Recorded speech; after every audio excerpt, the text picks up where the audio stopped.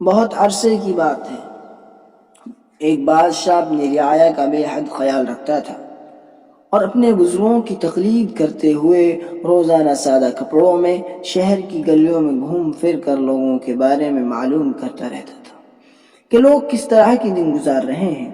ایک رات بادشاہ حسب معمول شہر کی گلیوں میں گھوم رہا تھا۔ چلتے چلتے وہ جیل کے دروازے تک پہنچ گیا۔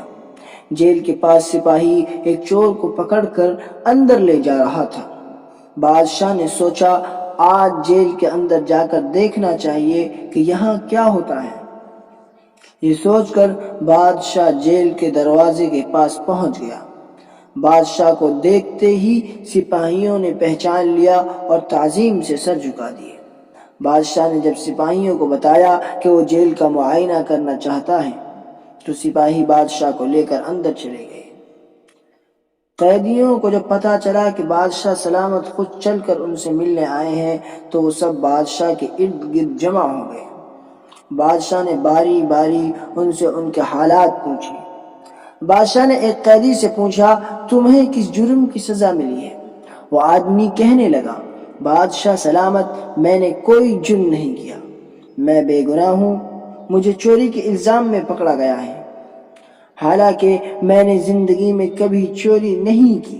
بادشاہ نے جب دوسرے قیدی سے پوچھا کہ تمہارا قصور کیا ہے تو اس نے بھی روتے ہوئے بادشاہ سے کہا میں بے قصور ہوں، میں نے کوئی جرم نہیں کیا، لیکن یہ سپاہی پھر بھی مجھے پکڑ کر لے آئے ہیں۔ غرض جتنے بھی قیدی تھے سب ہی نے بادشاہ کو یہ یقین دلانے کی کوشش کی کہ وہ بے گناہ ہیں۔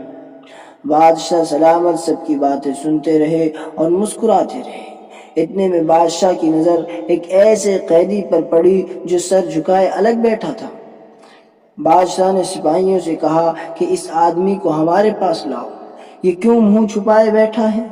سپاہی جب اس آدمی کو بادشاہ کے پاس لائے تو بادشاہ نے پوچھا اے نوجوان کیا بات ہے، تم منہ چھپائے کیوں بیٹھے ہو؟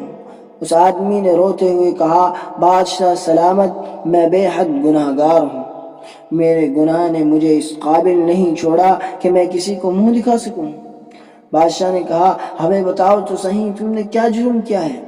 اس شخص نے کہا میں ایک اچھا آدمی تھا، ہمیشہ ایمانداری سے کام کرتا تھا، ایک دن نہ جانے کیوں میرے دل میں شیطان نے گھر کر لیا اور میں نے ایک آدمی کے پیسے چرا لیے اور یوں مجھے جیل بھیج دیا گیا۔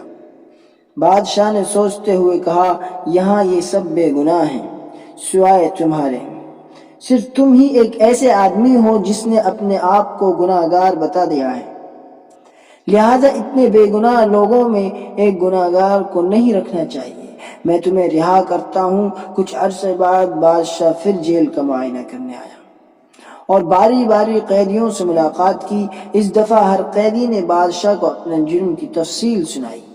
بادشاہ نے یہ سننے کے بعد حکم جاری کیا کہ یہ لوگ واقعی گنہگار ہیں، انہیں ابھی تک شرمندگی کا احساس نہیں، یہ بڑے فخر سے اپنے جرموں کی کہانی مزے لے لے کر سناتے ہیں، لہٰذا ان کی سزا اور بڑھا دی جائے۔ یہ سن کر وہ لوگ بے حد حیران ہوئے اور بادشاہ کے جانے کے بعد اس کے وزیر سے پوچھنے لگے کہ جب اس شخص نے اپنے گناہ کا اعتراف کیا تو بادشاہ نے اسے چھوڑ دیا تھا، لیکن جب ہم نے گناہ کا اعتراف کیا ہے تو بادشاہ نے ہمیں اور سزا دی ہے۔